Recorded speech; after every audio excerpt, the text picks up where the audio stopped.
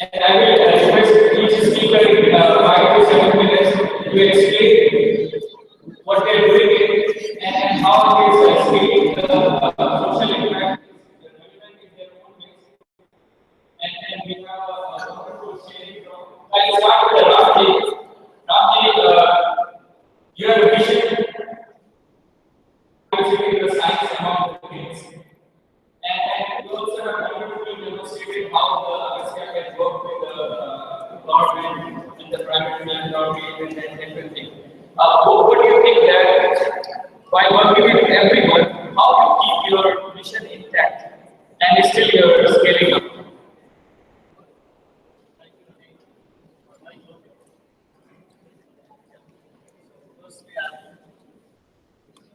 I'm surprised, but very happy to hear that Ravi listens to his wife.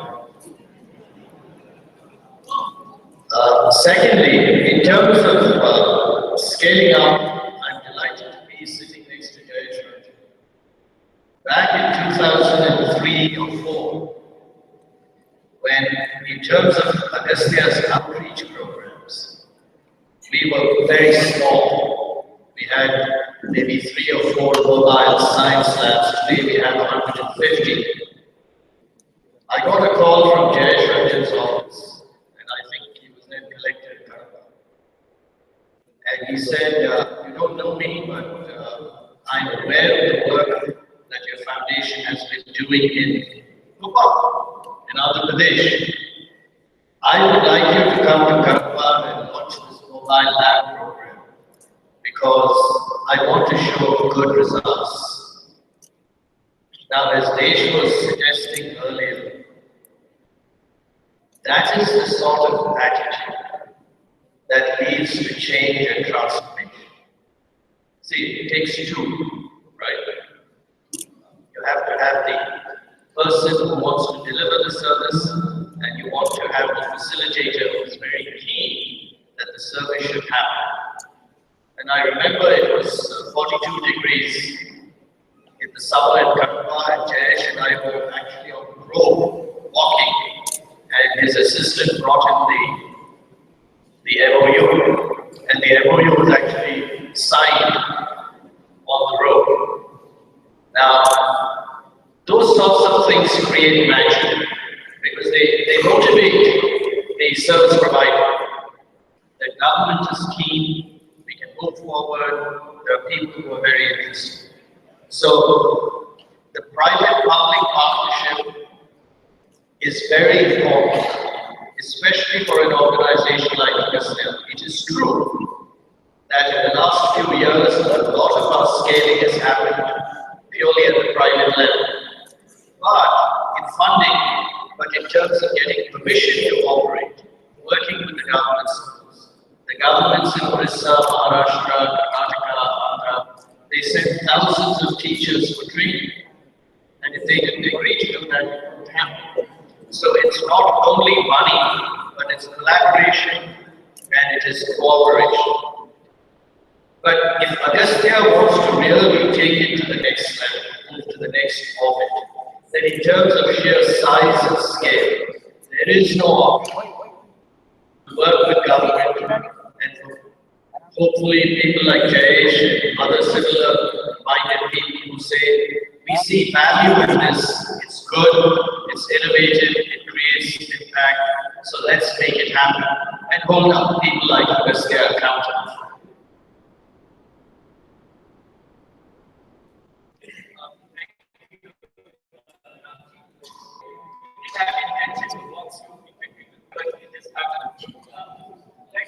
Several times even I have been working with the JS.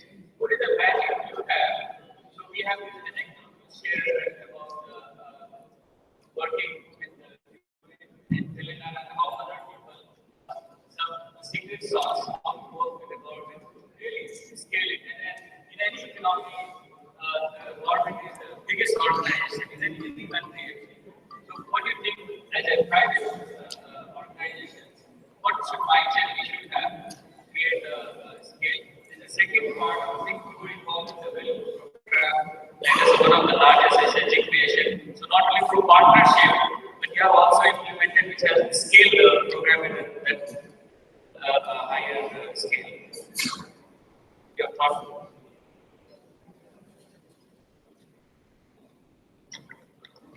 So, good afternoon and for inviting me to be a part of this very distinguished panel. I would just mention a couple of points for now. First of all, Ramji spoke about this Kanapa experience of his. Now, in the government, we have very clear realization that there are mounting limitations within the government system. I mean, while government has resources, large number of manpower, but there are also some very, very obvious resources, obvious limitations. For example, typically for any kind of mobilization, community mobilization. For example, Agastya also does lots of work, and there are so many others, education NGOs, who try to bring or motivate drop-out children back into school, or try to do preventive work in the sense that we prevent children from dropping out of school. So all that requires a very strong bonding, very strong rapport with the community, particularly the community of parents. Now the government will just not be able to do all that kind of thing. Basic rapport building and doing this kind of very intensive social mobilization. That cannot be just done. And if you don't create a receiving mechanism, then whatever you deliver from the top also will be just getting wasted. So creating that receiving mechanism through intense social mobilization. Obviously, there are others who can do this much, much better.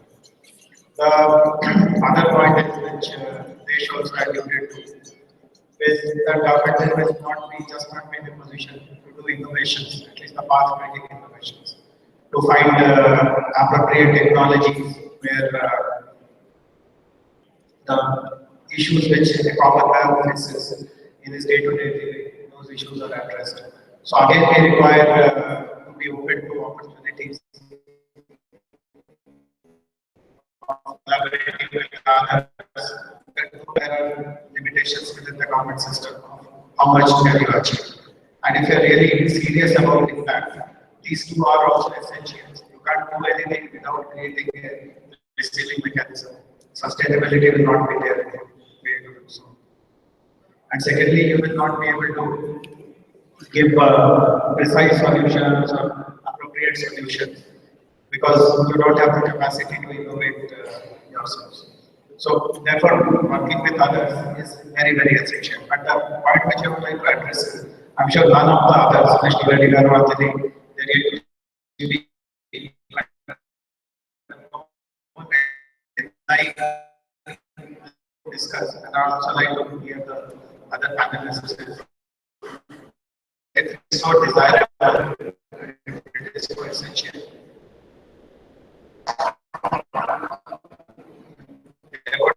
Some issues aspects also.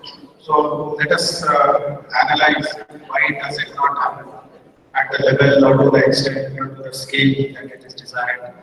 And I can share some thoughts and experiences on why I feel what are in my opinion some of the key bottlenecks and what needs to be done from both the sides to overcome these bottlenecks.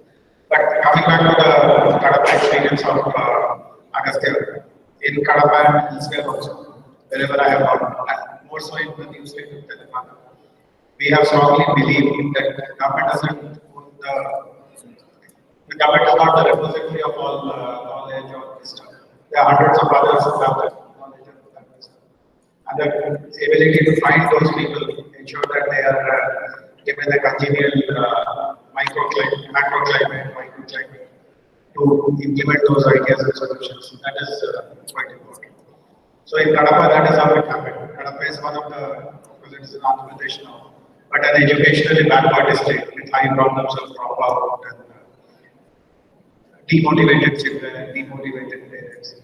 And we had learned of their work elsewhere. We felt that this would be a very good fit on what we are trying to achieve and what someone else who has already shown the results in other contexts can deliver. So it's just a matching of points.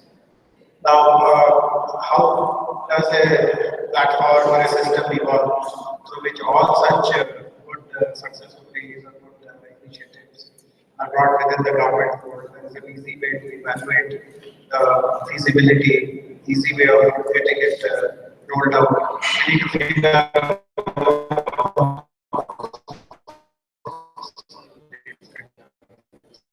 both of you kind of question. Like for the solution. So where the government and other like I always say proactive ecosystem and what should be the benchmark for these? I am personally from health background, but equally have a strong kind of background in other education and in different background. What do you think that both of you that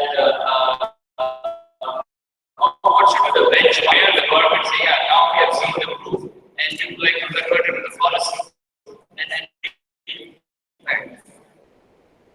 one of the solution we are trying out like things are working, see it. So what is this figuring out in your opinion when it can benchmark the solution?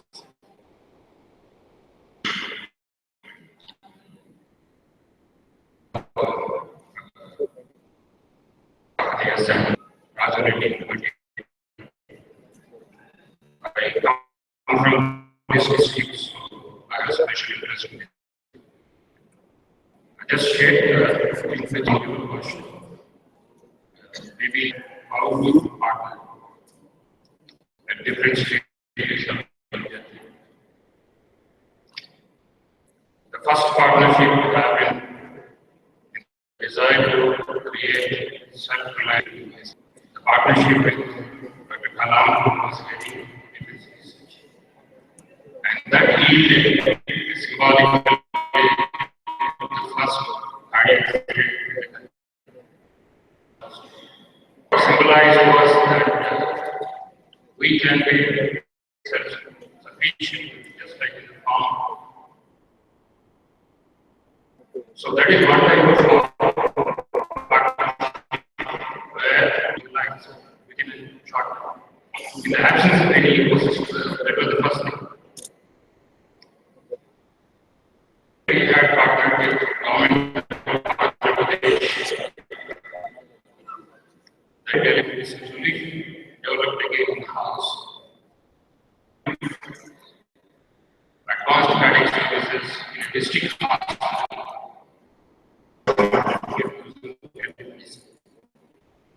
the third partnership, which is maturing, is recently we entered into the partnership with Ministry of Defense, the central government, as a part of the we are likely to participate in the partnership tender with government of Uttar Pradesh. As a pilot, can we have a public-private partnership in delivering primary care, preventive care, and disease management in the villages on a pilot basis? The government is spending certain money, but in terms of the efficient delivery system, whatever we have piloted in the last 5-6 years in terms of the rural health mission, the same learnings can be as a pilot basis. As for the benchmark is concerned, what we notice is that as we start developing the innovations, it has to prepare itself. A time comes when the government is looking at partnership. You have the innovation, you want to sell to the government, there is a potential partnership, but the government is not ready. Against more, we may not be able to progress in that.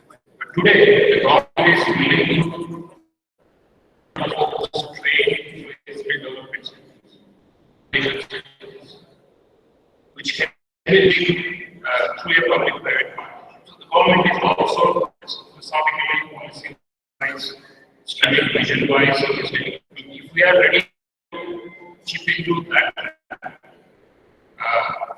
strategy of the government, that automatically scales up in a longer whatever we were able to do, say 1 million people, 7 years we get. But if we can do, we're working very hard. For example, if I want to take an example, demonstrate 100% accuracy, 100% gravity control. In the same classroom the government is training, that becomes a model of that. So that's what I think the system has to get ready for the innovation to be. So it was our surprise that how many really stars from Nizamabad are there. And when Raju and Mani and I came, we got to know, and Dr. Krishna Reddy from very beginning, from last 2.5 years, first time we came together here. So it's really wonderful to see that, like 3 years before you asked me Nizamabad, I haven't heard it. And after that, so many dots get connected in Nizamabad. It's really wonderful. I'm sure if Nizamabad it can happen anywhere. So this was dots, but Anjali, as a rigorous academic researcher, you go through the data.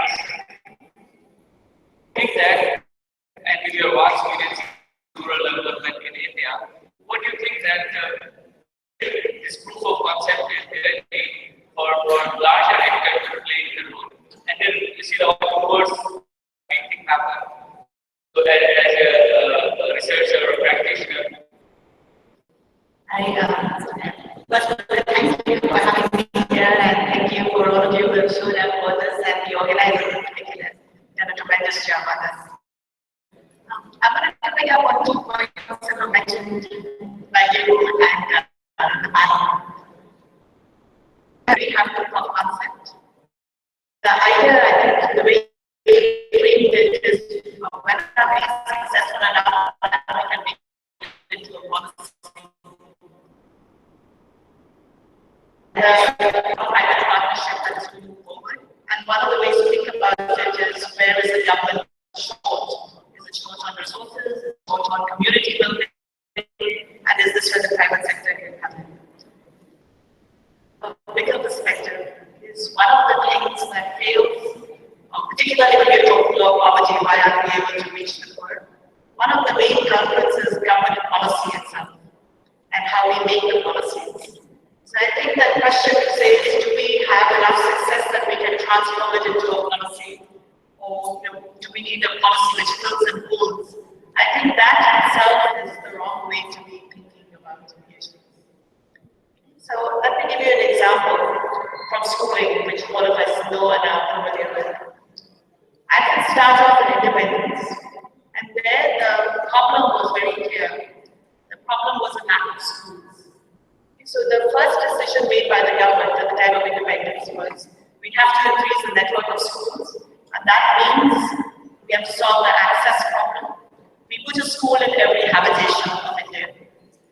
Now, every habitation of India, which means every population group of 200 to 300 has a school. Okay, what did it mean in Andhra Pradesh, where I've done a lot of work on schools? It meant that in a village you could have 12 schools. The schools can range in size from 50 to 400 within a village. In some schools, you have 2 students in first grade, and other schools, you have 70 students in first grade. The problem that we solved at independence was not the problem of going to scale. When you go to scale in schooling, there's a whole new set of issues that comes in. So now the question we should be asking ourselves, what do I do about schooling in the scale of a village? Should I put all the first standard students together and have a separate school that will deal with 1 to 3, for example, and another one for 4th and 5th? If I have 3 sections of 5th grade students, should I have tracking of students? Should I put students in different tracks according to their ability? What do I do about teacher training? So the question has changed, and with the question, the policies change. Thinking along those ways. I think Desh had also said, he phrased it as everybody's looking for a solution to the problem. But I think we actually have to go one step backwards, and we have to think much more carefully about the problem. What is the problem and what are we trying to solve? The policies will be different, the solutions will be different, but those fundamental questions we have to ask. I wanted to give one more example since we talked in previous panels about skilling. So this is a program that I'm just starting a conversation with. It's actually a fantastic program, and it's a program being run by IIT alumni. It's the PAN IIT Alumni Reach for India Foundation, and it's a skilling program. On the face of it, it's running in a very sustainable way, and it's running in a way that can be scaled. NABARD is providing finance and loans. The loans are being repaid when people get their jobs. The skilling is being done by Gurukuls. The whole program runs in Jharkhand. So they are trained, people come from villages, very poor backgrounds, they're trained in these groups. And then there's guaranteed employment in mainly construction sites, but everywhere else. So the program, on the face of it, looks really good, a really sustainable program. The question I came back to was, what was the initial intent of the program? One part of it was skilling, but the other part of it was skilling in Jharkhand and making sure that there was an impact on poverty levels in Jharkhand. In fact, the whole move for skilling started with this aim to have an impact on Jharkhand. That is where the program is failing. Every single, right now, I think there are about 15 pupils, they're expanding by 50 more. All the employment is actually in the south of India. There's no employment at all in Jharkhand. And so none of the people who are being pulled into the program are working in Jharkhand. Many of them are coming to this area. As a result of which the demand for the program is very low. Everybody who comes in is taken into the program, and their impact on the Jharkhand economy is small. So again, you have to think, what was the problem and what were we trying to solve? If you were trying to solve a big problem, you're taking a few skilled people and putting them to work in South India, that is succeeding. But are we having an impact on the Jharkhand economy? That was a different question that we didn't necessarily ask in the conversation. Thank you. I thought I will have well, by the nature of the title, I thought I will have a lot of thought process on what are the challenges of this partnership. But it looks like things are working. We also say that,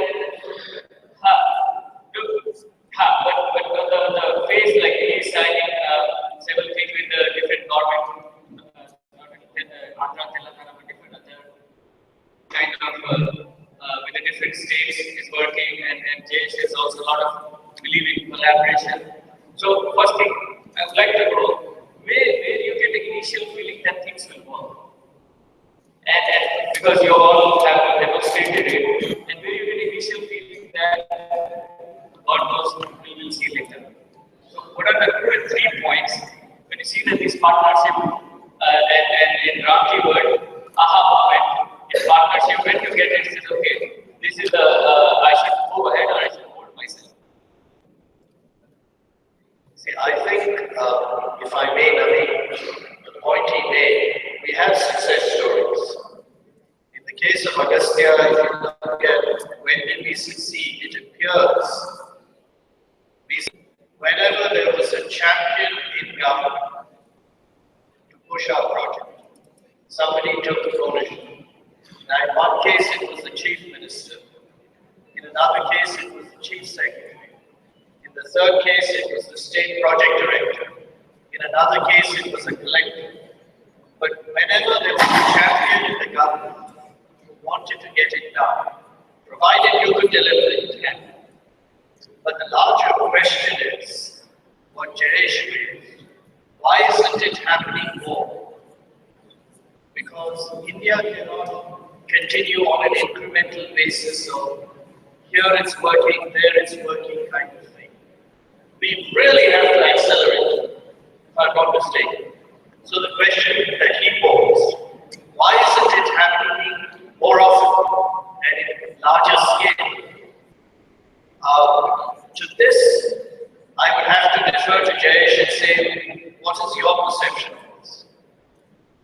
So I'll be quite forthright on it. I personally feel that the biggest bottleneck is the high amount of trust deficit. There's a very serious trust deficit between people who are good at community mobilization, people who are good at providing solutions, and the government agencies. And it's not because of people like Ramji or Agastya or others that this trust deficit has come. For one Ramji, there will be 20 others whose sole purpose could be how can we take the government for a ride? And what is the mechanism today which is available? Is there a forum of all the, let us say, the edtech providers who do some kind of an ombudsman job? They find out who are the people who are kind of non-serious. Is there an internal mechanism through which they are screened out, they are weeded out? Is there some way of kind of maintaining the purity of the entire ecosystem, the integrity of the entire ecosystem? These are very fundamental issues which are somehow quite lacking in India, in the states of India. And of course, what works, to come back to the point which you first raised, is when you realize that the person's commitment, individual commitment matters. What impressed me a lot about Ramji's team was, Ramji's organization was, Agastya was that while we know him, we see him so often, we understand his passion and his ability and his talent. The remarkable thing is that his staff who is dealing with the smallest school also shares the same passion and the same talent and the same zeal, which can't be said about so many other organizations. People who start the organization, the founders, they're brilliant people. Whenever you talk to them, you feel impressed. But they are not the ones who are going to deliver at the end or at the last mile the mobilization initiative or the technology deployment initiative. And between them and their last man on the front line, so to say, there is a huge gap. So multiple ways to make this specific comes. Of course, I'm not saying that there is no problem at all with the government. There are any number of people who still are not open to new ideas, who still feel that the feudal kind of approach towards governance, we do everything, and who are you to kind of tell us. But fortunately, those numbers are changing. In Telangana, for example, our minister is not here, but he keeps mentioning this.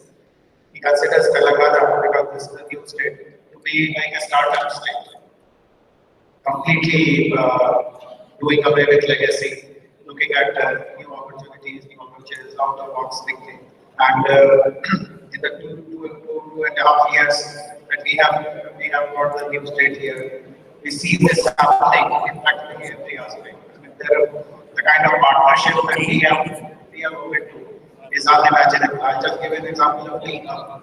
We are speaking about the Rural Innovation Center here. Obviously, the mother of all is the Keynote. And in a period of just 1 year, we have now got more than 20 plus corporate partnerships. And I mean, there are a big number of others also who are interested to partner with Keynote to introduce some accelerator program, to introduce some different kind of a technology deployment program. And there is tremendous openness to partner with the ones who are whose thought process, whose concern for delivery is aligned with our requirements. So in the morning also, one of the panelists, I think Desh mentioned that this is a partnership, but in the partnership there has to be high levels of accountability. Desh mentioned that if the government is funding the infrastructure, government has all the rights to ask what is the end of the bargain that you are standing up for. What are you going to deliver? So if that happens perfectly, uniformly, universally, the scale at which PPPs or collaboration should happen will happen. But till the time we get these basics right, and obviously a lot needs to be done from both sides. I mean, the responsibility to catch a team is not with the government alone. I mean, the rest of them should also point out that he is someone who is 2 years and his track record is poor and is only out there doing it for a ride. And maintain the integrity of the entire ecosystem.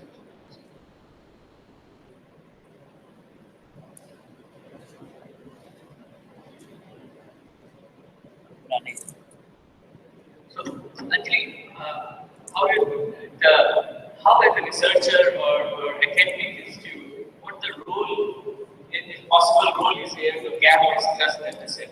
Because there is a party, very involved party. And of course, they will wish their own thing. But as a representative from academic institution and people who see from the rigorous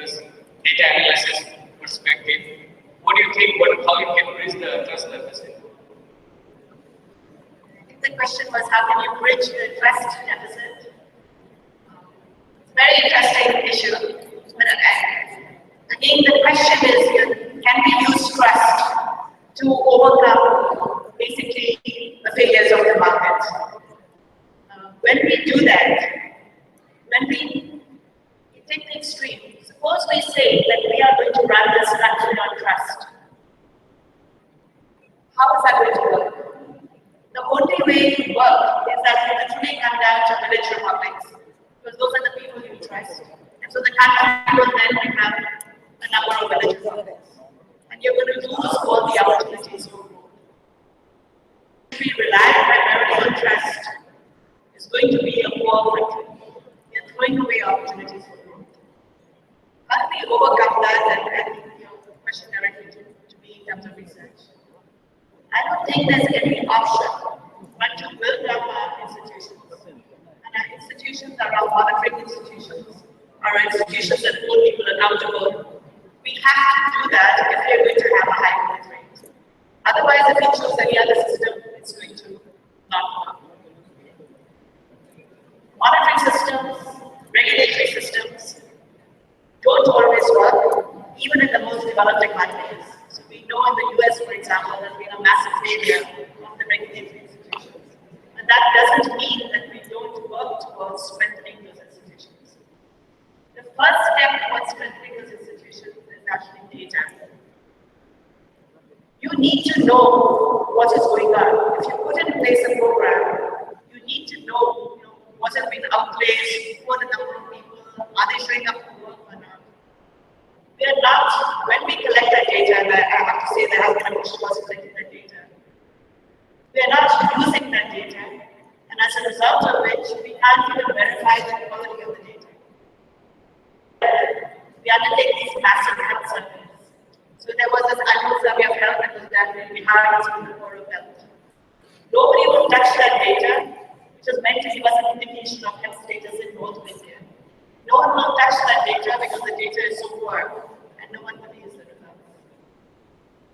Almost every single scheme that is being implemented, are we putting in a monitoring mechanism? Are we collecting the data? How do we know the data is accurate? Are we using the data? Those are really what we need to concentrate on. And I would submit that a lot of the very good work that's being done, we are saying it's very good because we believe in our hearts it's very good. But we don't really know that it's good because we don't have the data to go beyond our gut feelings. We have to be able to really know what is going on, and that I think will help us to find problems to improve.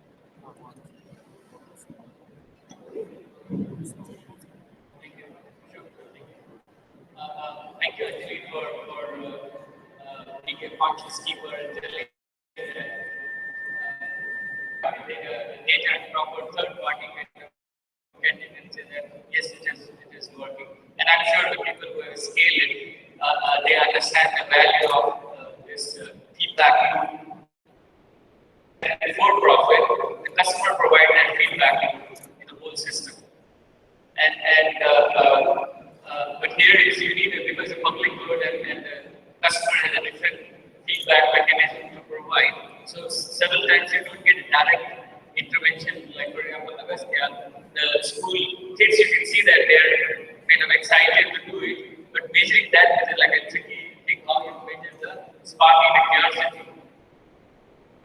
But I understand and we really understand that the importance of backing with them. And so more trust level can be built up among the partners. So, Krishna, what is your like you have built such a large organization, and where do you think that? What are the initial signals kind of invite you? Because we Sandbox believe that things can happen. So that's why we're more talking how things can happen and we all can learn about it. So what is your take on it? When you get, okay, I should move on this, and you have very diversely at the JNK government and your stick various collaboration. So what is your take? How will you take decision on it?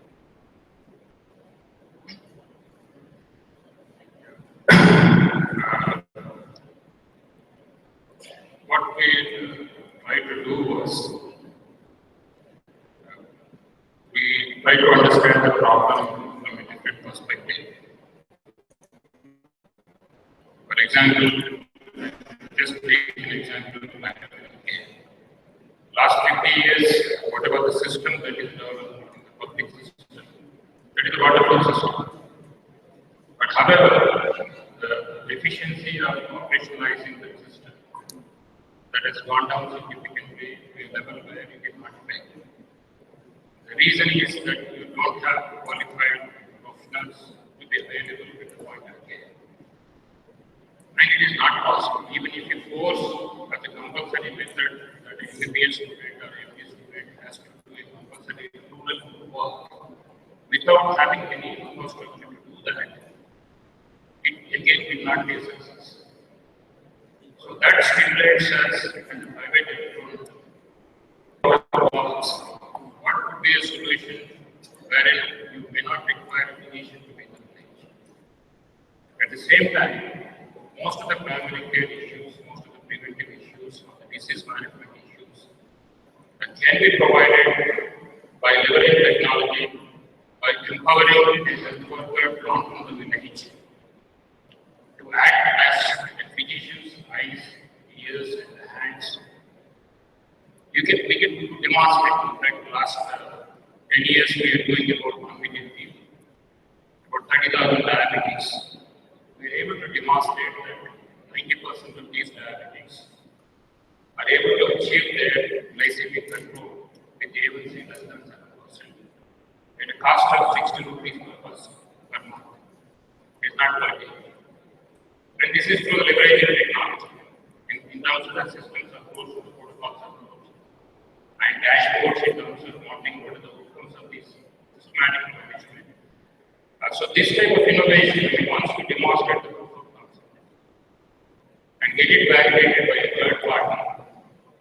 Because that is the need of the society. I mean, what I mean to say is, one important point today is mentioned in terms of trust.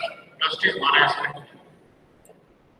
But when we have the same common purpose that we have to provide healthcare to people in the villages, if that purpose is very defined. For example, if RGC is saying, government had a different purpose, but the private players had a different purpose. It was a cross purpose, it was not a shared purpose. So one is to define what is the shared purpose between the government and the private. And second, also agreeing on a system of monitoring the implementation of the outcomes. For example, again I take the example of RGC. 70% of the procedures under RGC are not required. Because we don't have a robust auditing system. We don't have a robust health record system to implement this. Suppose this was thought of in the beginning, even now it can be thought of. That we can agree as a private and implement a uniform health record system for all the providers in the state, which provides you a dashboard on a daily basis, which also provides you a checklist whether this endoplasmy, if you satisfy the checklist criteria, that it is an appropriate endoplasmy. It is not a misused endoplasmy. That way you will save 70% of the funds that you are spending in RGC for primary care, for preventive care, which has a more incremental benefit in terms of preventing deaths compared to tertiary care support. So I mean, these are the ideas we need to share. We need to agree on those ideas. Maybe pilot is 1 year, see the success of that, and then scale it up across that. And this is how I take, apart from trust, building the trust which is involved, especially when you have many players. We need to agree to a system approach that just so that these two things I would say that they share purpose, but also go approach the system wise. Thank you, Krishna. I think by listening them, it reminded me that, and of course, the board also, it feels that I'm in Davos, and we are discussing so deep thinking in development. It's like a not an exaggeration if you're saying that Nizam plan is happening, like Davos kind of discussion in Nizam plan development. So it's going to be a very privilege to have all of you. And probably our message is that if you would like to build up this African sandbox as a platform where all this prototype testing and we all work in collaboration. And if I got a privilege to summarize what you guys said, that insider champion, both sides.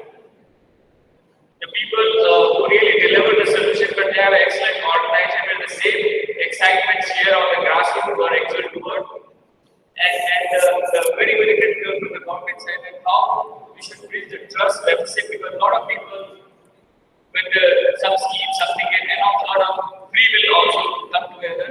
So how we can have people who are critical people and understand that they really mean what they're saying and they do what they're saying. So getting those people is very critical from our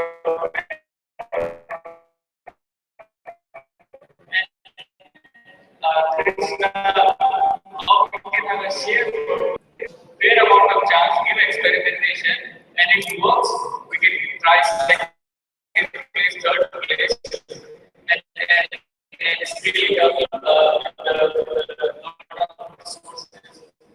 And Anjali, sorry, always that how all these can have a proof, and if we can prove by data, then the better trust can be built on it. And actually, because of public money, so these rules are very, very critical in case of public money. And Jayesh was also saying, giving public money, how I should know that whatever articulated outcome will be delivered. If it's not delivered, it's like a really injustice. A lot of resources we are having, it can go in a very poor people to generate different health, education, livelihood. So there's a different accountability in the process. I think that's an excellent thought process. We'd like to thank you. And we have a small group of love to appreciate your contribution to this development.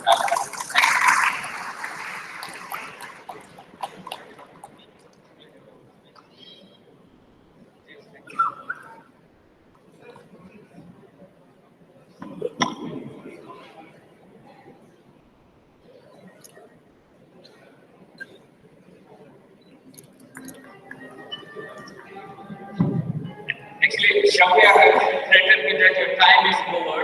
Otherwise, we would have a question. But I would encourage all speakers are here.